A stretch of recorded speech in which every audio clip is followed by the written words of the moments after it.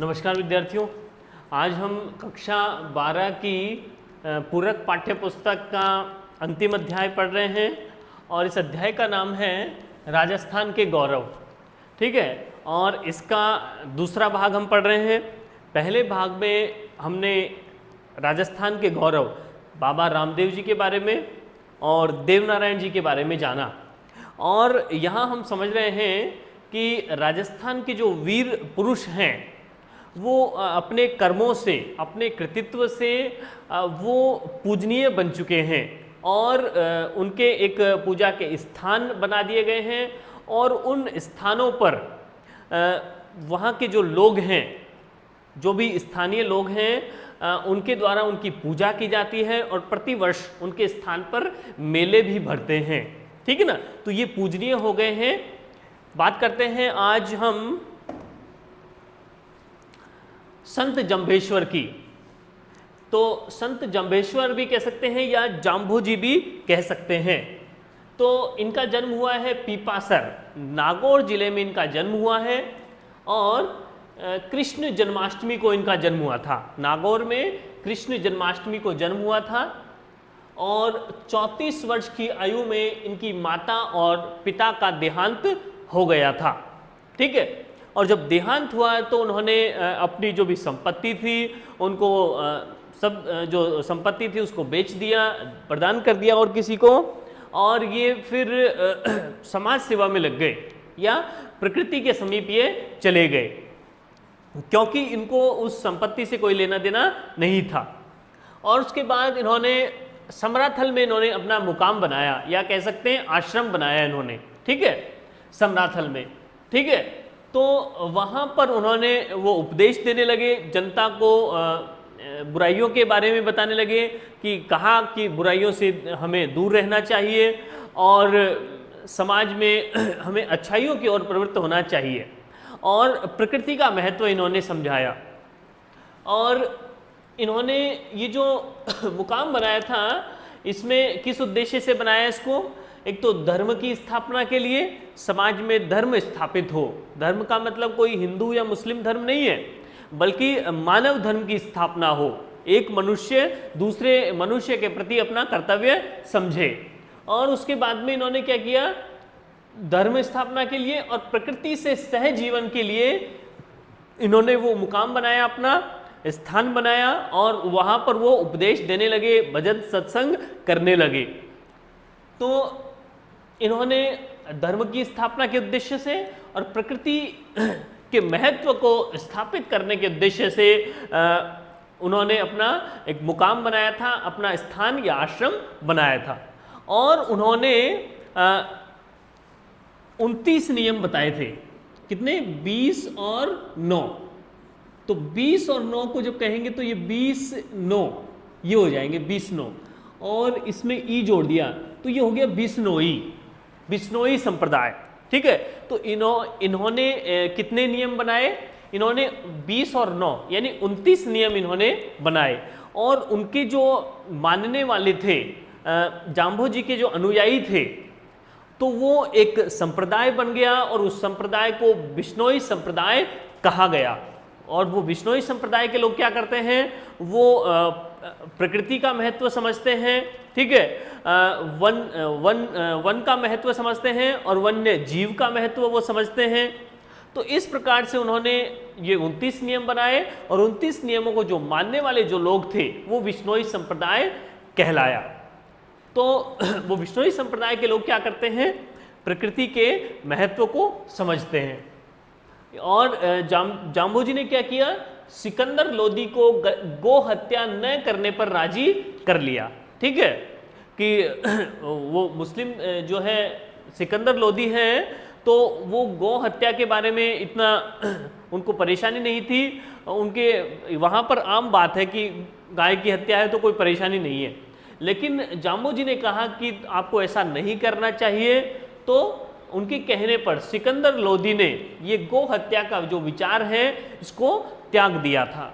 ठीक है, और फिर उन्होंने अपना जो भी ये संदेश दिया लोगों में, समाज में प्रकृति के महत्व को स्थापित किया और फिर उन्होंने लालसर में, बीकानेर में उन्होंने समाधि ले ली। ठीक है, तो ये इन्होंने कार्य किए हैं। अपने जीवन में उन्होंने क्या किया, प्रकृति के महत्व को समझाया, कुछ नियम बनाए कि किस प्रकार से हमको प्रकृति यानी पेड़ पौधों का हमें ध्यान रखना चाहिए, प्रकृति संरक्षण करना चाहिए, वन्य जीव संरक्षण करना चाहिए, ये क्योंकि हमारे लिए किस प्रकार उपयोगी ये साबित हो सकते हैं, उन्होंने स्पष्ट किया।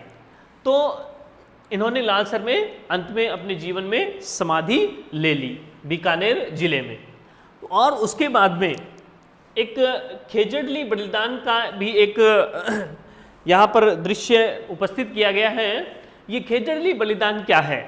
खेजड़ली एक स्थान है जो कि जोधपुर जिले में है, और वहाँ के जो राजा थे, उन राजा ने, ये 1730 की घटना है, तो उस समय राजा ने अपने सैनिकों को कहा कि ये राज कार्य के लिए कुछ लकड़ी की आवश्यकता है।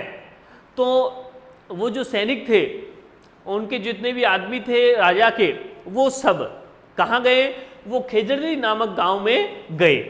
क्यों गए? क्योंकि उनको पता था कि यहाँ बहुत सारी लकड़ी है, पेड़ हैं, तो वो अच्छे क्वालिटी के पेड़ हैं, शमी के पेड़ हैं, ठीक है, खेजड़ी के पेड़ हैं, और वो उन पेड़ों से जो लकड़ियाँ मिलती हैं वो अच्छी क्वालिटी की होगी, और उससे राजा अपने जो भी वो कुछ काम करना चाहते हैं राज कार्य में, उसको उपयोग में लाना चाहते हैं, तो ये लकड़ी अच्छी रहेगी। तो हमें कहाँ जाना चाहिए?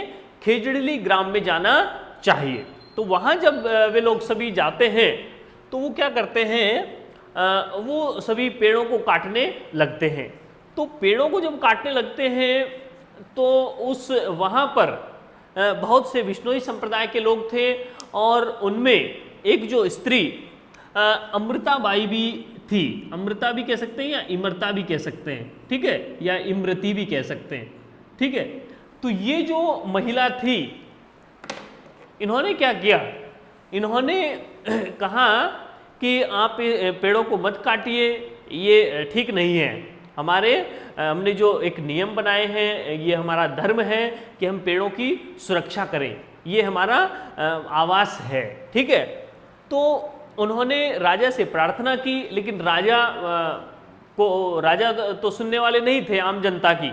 तो उन्होंने क्या किया, जब वो सारे लोग, अमृताबाई और उनके पति भी आ गए, उनकी तीनों बच्चियां भी आ गई, वो सभी क्या करने लगे, वो उन पेड़ों के चिपक गए कि आप इनको मत काटिए, पेड़ों को काटने से पहले हमें काटना पड़ेगा, हमको काटिए पहले, ठीक है ना। और इमरताबाई ने क्या कहा, वहाँ पर देखते देखते सब लोग आ गए, गांव के और भी लोग आ गए, और उन लोगों से अमृताबाई ने कहा, अमृता देवी ने कहा कि सर साटे रूख रहे तो भी सस्तो जान।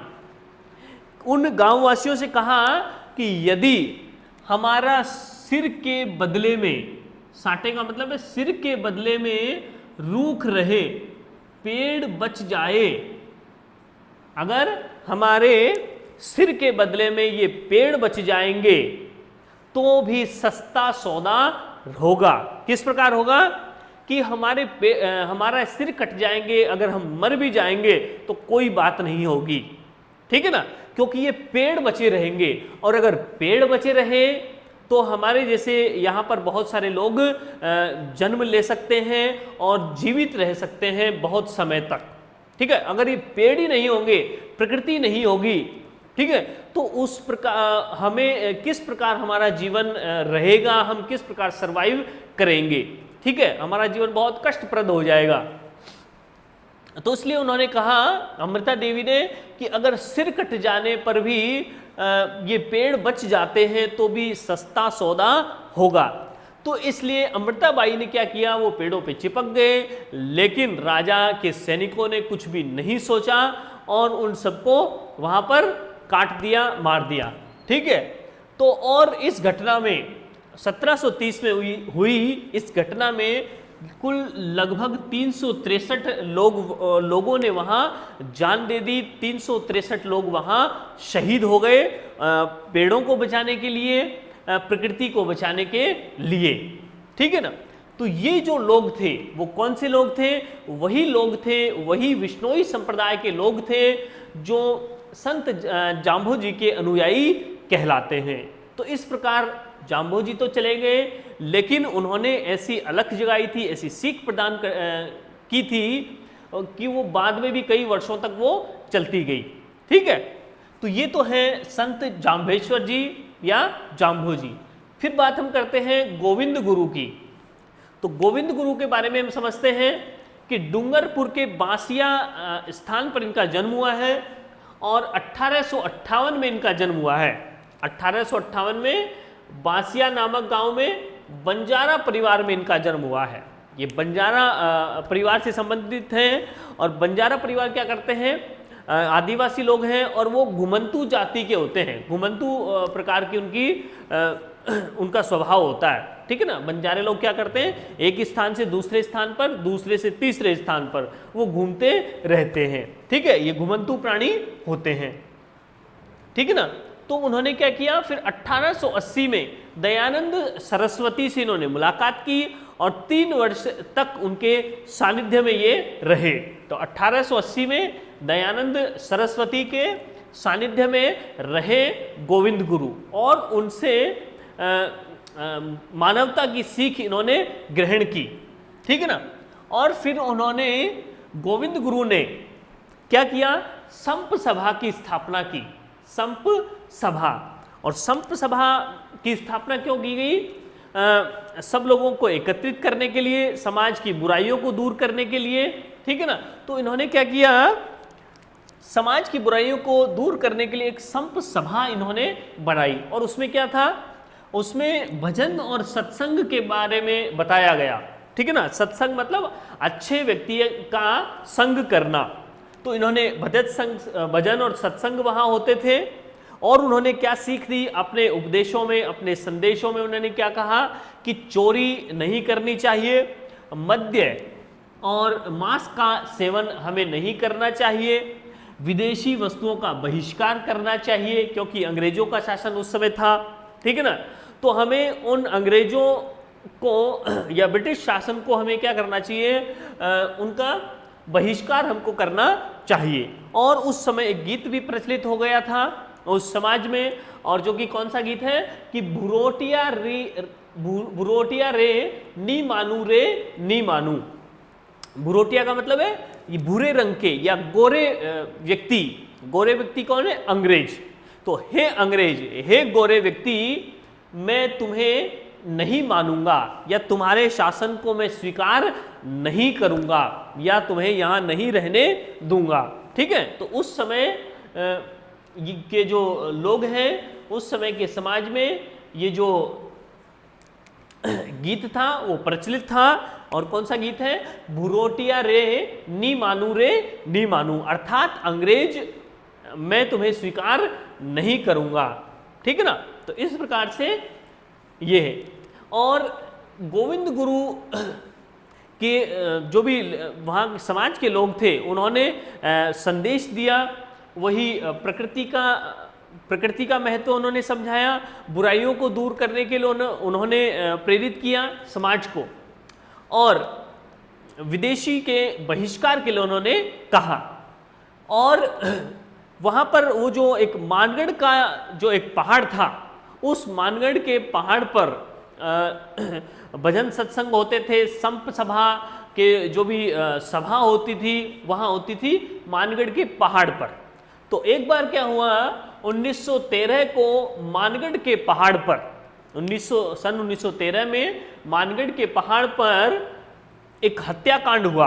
और उस हत्याकांड में क्या हुआ कि जो भी गोविंद गुरु हैं वो क्या कर रहे थे? वो एक सभा का आयोजन कर रहे थे। ठीक है, संप सभा का आयोजन वो कर रहे थे। तो वो संदेश दे रहे थे, उपदेश दे रहे थे और भजन सत्संग वगैरह वो कर रहे थे।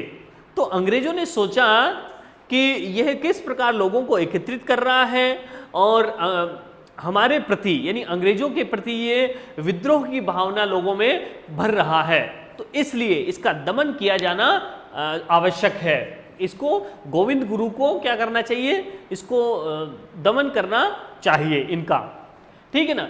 तो जब वो मानगढ़ के पहाड़ पर सभी लोग एकत्र हुए, संप सभा का आयोजन हो रहा था सन 1913 में, तो अंग्रेज एक अफसर था शटल, कर्नल जो शटल था वहाँ वो आया और उस शटल के आदेश से वहाँ गोलियां चलने लगी और लगभग वहाँ 1500 लोग शहीद हो गए वहाँ पर, ठीक है ना। तो वहाँ पर किसने गोली चलवा दी, कर्नल शटल जो अंग्रेज था, उसने वहाँ पर सभी जो लोग थे, वहाँ पर जो जितने भी पुरुष थे, स्त्रियाँ थी, वो सब लोगों पर कर्नल शटल के आदेश से गोलीबारी हुई और भयंकर गोलीबारी हुई, इतनी गोलीबारी कि 1500 लोग वहाँ मारे गए। एक भयानक हत्याकांड उसे कहा जा सकता है, ठीक है ना। तो और ये जो मानगढ़ का जो हत्याकांड है, मानगढ़ के पहाड़ पर जो ये हत्याकांड हुआ, इस हत्याकांड की तुलना हम जलियांवाला बाग हत्याकांड से भी कर सकते हैं, ठीक है ना। तो इस मानगढ़ के हत्याकांड को जलियांवाला बाग हत्याकांड से भी भीषण बताया गया है, भीषण भी है और उससे पहले होने वाला। जलियांवाला बाग हत्याकांड 1919 में हुआ था और उससे भी कई वर्षों पहले हुआ और उससे भी कई ज्यादा भयंकर, ठीक है ना, क्योंकि इसमें 1500 लोग लगभग मारे जा चुके थे। तो इसे जलियांवाला बाग हत्याकांड से भी भीषण और उससे भी पहले होने वाली घटना बताया गया है। तो अंग्रेजों का विद्रोह करने के कारण या विदेशियों का बहिष्कार करने के कारण गोविंद गुरु को वहाँ पकड़ लिया गया, कैद कर लिया गया और उन्हें फांसी की सजा सुनाई गई और कुछ समय बाद उस फांसी की सजा को काला पानी में बदला गया, काला पानी की सजा को आजीवन कारावास में बदला गया और आजीवन कारावास कुछ सालों का उन्होंने भोगा और फिर उन्होंने सशर्त उनको मुक्त भी कर दिया गया, ठीक है ना, अंत में उनको मुक्त कर दिया गया। तो वो जो स्थान है, वो जो मानगढ़ का जो पहाड़ है, उस पहाड़ पर आज भी प्रतिवर्ष मार्गशीर्ष की पूर्णिमा को मेला भरता है और उस पूजनीय गोविंद गुरु जो हैं उनकी वहाँ पूजा की जाती है। वहाँ जो धूणे होते हैं, ठीक है ना, जहाँ कोई हवन कुंड कह देंगे उसको, तो वहाँ पर नारियल भी अर्पित किए जाते हैं आज भी, ठीक है ना। तो इस प्रकार हम पढ़ रहे हैं कि ये कुछ महापुरुष थे जिन्होंने राजस्थान में जन्म लिया है और अपने कृतित्व से, अपने कार्यों से समाज की बुराइयों को दूर किया और एक विशेष स्थान उन्होंने हासिल किया जिससे वो पूजनीय बन गए। तो उसके बाद बात हम करते हैं महाराजा सूरजमल की। तो महाराजा सूरजमल क्या थे, समझते हैं इनके बारे में कि इनका जन्म हुआ है 1707 में। 1707 में ननिहाल में इनका जन्म हुआ है। इनका जो ननिहाल था कामर में इनका जन्म हुआ है और इनके पिता राजा बदन सिंह जी हैं। इनकी माता का नाम है देवकी देवी, ठीक है। पिता है बदन सिंह और माता है देवकी। और इनके बारे में क्या कहा गया है कि ये जो महाराजा सूरजमल हैं, ये क्या है, साहसी योद्धा भी हैं, साहसी योद्धा हैं, युद्ध करने की कला में निपुण हैं, निष्णात हैं, ठीक है, और कूटनीति में भी निष्णात है। योद्धा तो है ही, युद्ध करना तो जानते ही है, फेस टू फेस, कि हमारा शत्रु सामने खड़ा हुआ है, किस पैंतरे से उसको हराना है, पराजित करना है, वो तो जानते ही थे। लेकिन ये तो हो गया फेस टू फेस युद्ध, लेकिन कूटनीति में भी वो निपुण थे। कूटनीति का तात्पर्य है डिप्लोमेसी, अर्थात कि बिना शस्त्र चलाए और शत्रु को परास्त कर देना, पराजित कर देना, आत्मसमर्पण के लिए मजबूर कर देना, ऐसे भी उनमें गुण थे, ठीक है ना। यानी अपने दिमाग से, अपने बुद्धिबल से किस प्रकार वहाँ पर शत्रु को अपने आगे झुकने के लिए मजबूर कर देना बिना शस्त्र उठाए, ठीक है ना। किस प्रकार से ऐसा तिकड़म लगाया जाएगा, साम दाम लगाया जाएगा कि वहां पर बाहुबल की आवश्यकता नहीं पड़ेगी, केवल बुद्धि बल से ही उस शत्रु को हराया जा सकता है। तो ये कूटनीति में भी निष्णात थे, निपुण थे। और इन्होंने क्या किया कि यवनों की सत्ता को भारत से इन्होंने समाप्त कर दिया था। ठीक है, यवन जो थे, यवन जाति के जो लोग थे उनको भारत से भगा दिया, भारत से उनको समाप्त कर दिया। और इनको छत्रपति शिवाजी सरीखा कहा गया है। छत्रपति शिवाजी जो मराठा सरदार थे, और उन छत्रपति शिवाजी की तुलना, छत्रपति शिवाजी से महाराजा सूरजमल की तुलना की गई है। ठीक है, कि जिस प्रकार छत्रपति शिवाजी ने भी भारत से विदेशियों को भगा दिया था, खदेड़ दिया था अपने दम पर, ठीक है ना, बाहुबल से या फिर कह सकते हैं कूटनीति से, बुद्धि बल से, उसी प्रकार महाराजा सूरजमल ने भी अपने बाहुबल और अपनी बुद्धि बल अर्थात कूटनीति से, रणनीति से क्या कर दिया, यवनों की सत्ता को भारत से समाप्त कर दिया था। और उसके बाद हम देखेंगे कि 1731 में इन्होंने दावर जंग को धूल चटा दी थी। दावर जंग को इन्होंने हरा दिया 1731 में। फिर हम देखेंगे कि 1745 में इन्होंने क्या किया, मुगल बादशाह से युद्ध किया 1745 में। और उसके बाद में 1750 में सलावत खां द्वारा आक्रमण किया गया महाराजा सूरजमल पर। ठीक है ना, तो 1750 में सलावत खां ने आक्रमण कर दिया 1750 में। तब इन्होंने क्या किया, तब इन्होंने उस सलावत खां को भी क्या कर दिया, अपनी कूटनीति के माध्यम से, रणनीति के माध्यम से उसको पराजित कर दिया, या कह सकते हैं कि आत्मसमर्पण करने के लिए मजबूर कर दिया। और उसके बाद में अहमद शाह अब्दाली को भी बिना युद्ध के आत्मसमर्पण करने के लिए मजबूर कर दिया।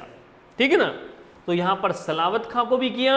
और अहमद शाह अब्दाली जब महाराजा सूरजमल पर आक्रमण करना चाहता था, ठीक है ना, उसको महाराजा सूरजमल को नष्ट करना चाहता था, तब उन्होंने महाराजा सूरजमल ने अपने दिमाग से काम लिया, बुद्धिबल से काम लिया, और इस प्रकार उन्हीं के हथियार से, अहमद शाह अब्दाली के ही हथियार से ही उनको क्या कर दिया, ऐसा संदेश उन्होंने भिजवाया कि अहमद शाह अब्दाली जो है वो भरतपुर पर हमला करने की उन्होंने बिल्कुल भी वो सोच भी नहीं सका। कौन? अब्दाली।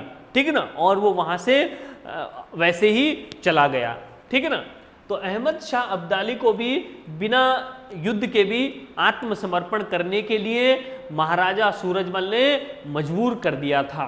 ठीक है ना, तो इस प्रकार हम कह सकते हैं कि वो युद्ध नीति में, रणनीति में, कूटनीति में निपुण थे, कुशल थे। और फिर उसके बाद यवनों की सत्ता समाप्त होने पर, विदेशियों को भारत से खदेड़ देने पर, महाराजा सूरजमल ने आगरा को बिल्कुल स्वच्छ कर दिया। आगरा को उन्होंने क्या किया, दूध से और गंगा जल से उन्होंने पवित्र कर दिया, धुलवा दिया पूरे स्थान को, और वहाँ पर शास्त्रोक्त विधि से हवन पूजन करवा दिया और उसको स्वच्छ करवा दिया। ठीक है, आगरा को। तो इस प्रकार से यहाँ हम कुछ प्रमुख पुरुषों के बारे में या महापुरुषों के बारे में हमने विशेष बातें हमने पढ़ी है। ठीक है, तो आज हमने क्या पढ़ा, एक तो संत जंभेश्वर के बारे में, गोविंद गुरु के बारे में, और महाराजा सूरजमल के बारे में, जो कि अपने महत्वपूर्ण कार्यों के कारण वो क्या थे, पूजनीय हैं। वर्तमान समय में भी वो अपने कार्यों के कारण जनता में, आम जनता में वो लोकप्रिय उस समय भी थे और आज भी वो लोकप्रिय बने हुए हैं। ठीक है ना, तो हमने क्या पढ़ा, संत जंभेश्वर ने, उन्होंने क्या किया था, धर्म की स्थापना के लिए और प्रकृति से सहजीवन के उद्देश्य से उन्होंने अपना मुकाम बनाया समराथल में और उपदेश दिए उन्होंने। उनके जो उपदेश थे वो 29 नियम उन्होंने बताए थे, प्रकृति के महत्व को समझाते हुए 29 नियम बताए थे उन्होंने। और 29 नियमों को अपनाने वाले वो विष्णोई संप्रदाय के लोग कहलाते हैं।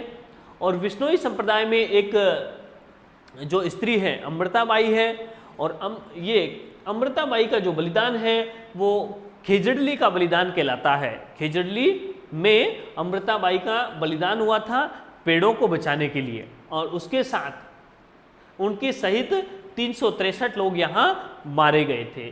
फिर हमने पढ़ा गोविंद गुरु के बारे में। उन्होंने भी क्या किया, संप सभा की स्थापना उन्होंने की थी, जिसमें सामाजिक बुराइयों को दूर करने का प्रयास किया गया, ठीक है ना। और उन्होंने क्या किया, मानगढ़ के पहाड़ पर जब वो संप सभा का आयोजन कर रहे थे, लोगों को एकत्र उन्होंने किया था, तो उस समय में अंग्रेज शटल ने सब पर गोलीबारी चलवा दी, और वहाँ 1500 लोग वहाँ शहीद हो गए, मर गए, ठीक है ना। तो इस प्रकार से उन्होंने क्या किया, गोविंद गुरु ने समाज की बुराइयों को दूर करने का प्रयास किया, विदेशी का बहिष्कार करने का उन्होंने प्रयास किया। फिर हमने पढ़ा महाराजा सूरजमल के बारे में, और जो क्या थे, युद्ध नीति में, रणनीति में और कूटनीति में वो निष्णात थे। उन्होंने जैसे दावर जंग को हराया, मुगल बादशाह से उन्होंने मुकाबला किया, और सलावत खां को और अहमद शाह अब्दाली को बिना युद्ध किए ही उन्होंने आत्मसमर्पण करने के लिए मजबूर कर लिया था। तो इस प्रकार से हमने इन 3 महापुरुषों के बारे में हमने आज अपने चैप्टर में समझा। धन्यवाद।